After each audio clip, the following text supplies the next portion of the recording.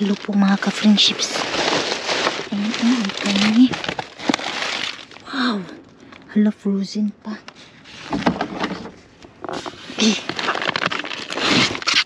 Frozen pa po.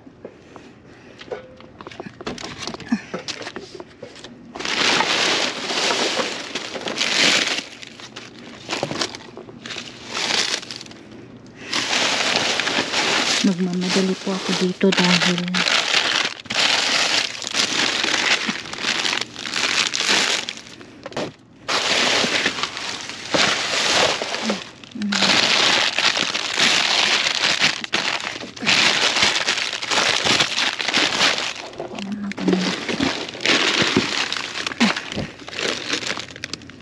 yung apple kunin ko.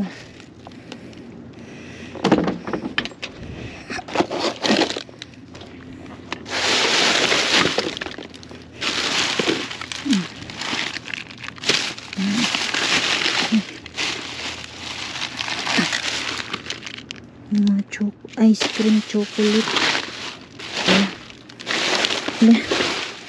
Ay, ang dami. Ang daming ano. Hala. Hindi ko alam kung kukunin ko to lahat. Ay, Diyos ko Lord.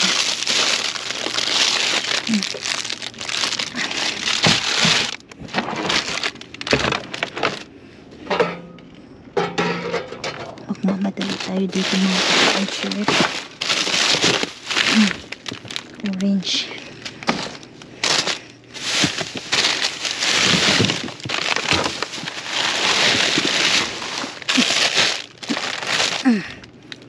Ayan, hindi ko alam. Dark chocolate. Hindi ko alam. Uy, meron pa dito. Orange. Kunin ko yan.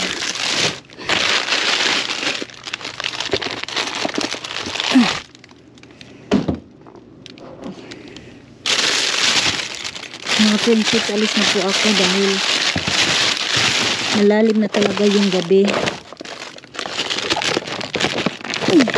Hindi ko maano yung iba.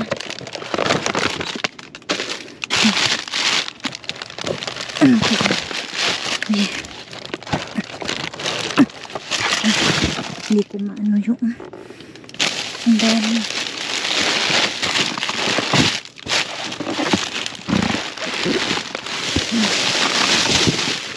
Oo, alis na po ako. Ito kunin ko to. Ayan, ito lang po mga ka-friendships. Alis na po ako dito dahil malalim ng gabi.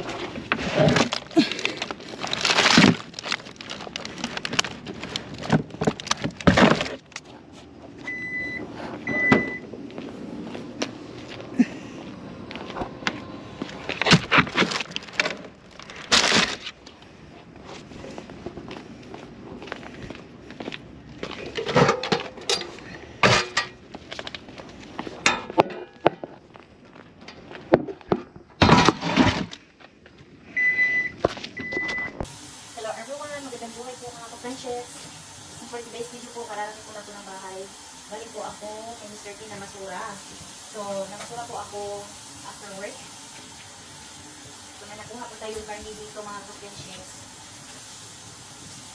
So, dalawa po siya. Ayan. Ayan po.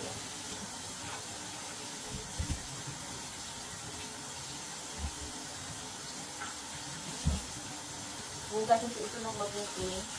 Kung lang po yung nakuha ko mga ka-friendships, ang gamit ko po para dito sa sobrang dami tayong mga gulay po dito sa bahay ko. So, ito lang muna yung kinuha ko. So, alisin ko lang siya.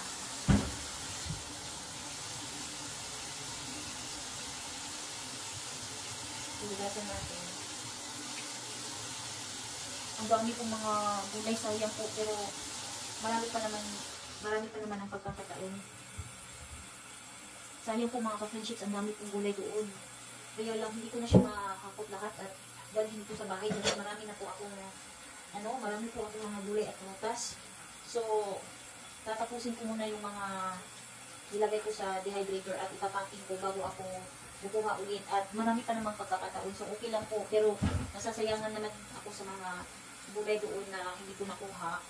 Kaya lang siguro, nag-uumapaw pa natin yung grasya, mga ka-friendships. Kaya, pasensya na po kung hindi ko makuha lahat. Ang dami kasi mga ka-friendships.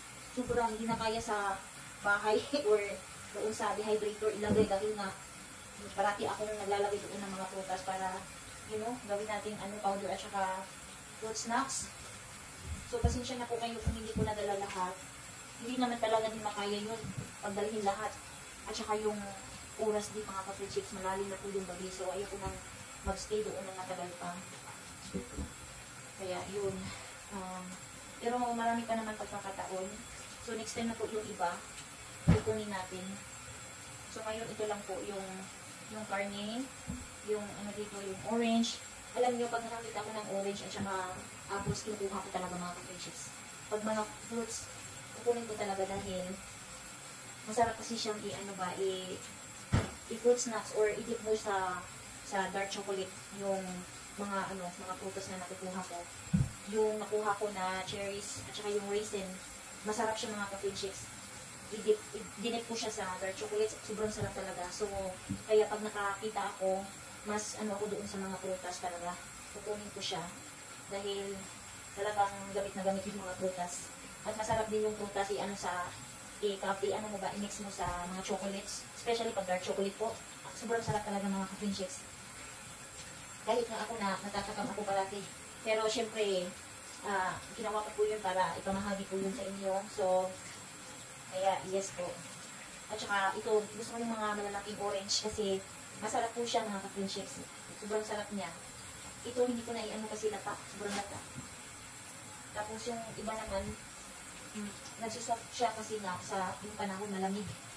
Pero pag nalagay na ito sa dehydrator, pag na-hydrate na natin itong mga prutas, magka-crunchy na itong mga ka-friendships.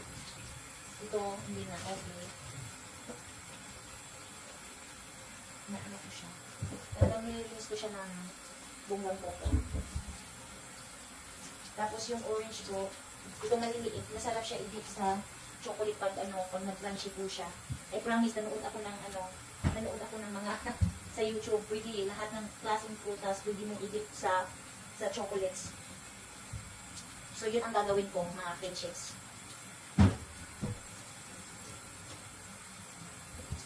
Ito, nalata na siya. So, hindi ko na yan,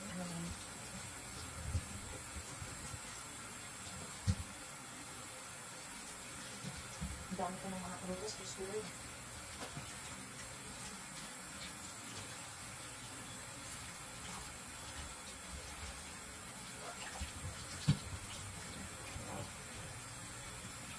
Ito, lata na siya.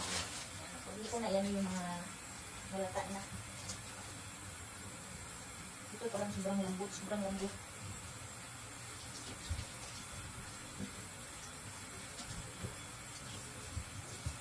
Itong mga karne, ibigay ko ito sa coworker ko bukas.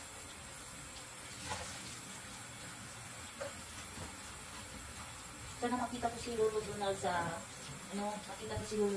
first shift para ibigay ko sa kanya yung karne. Meron pa ako ditong karne, i-share ko na lang sa kanya at itong dalawa. Ang dami ko kasing dito sa bahay, yung mga nakukuha ko pang mga karne pa.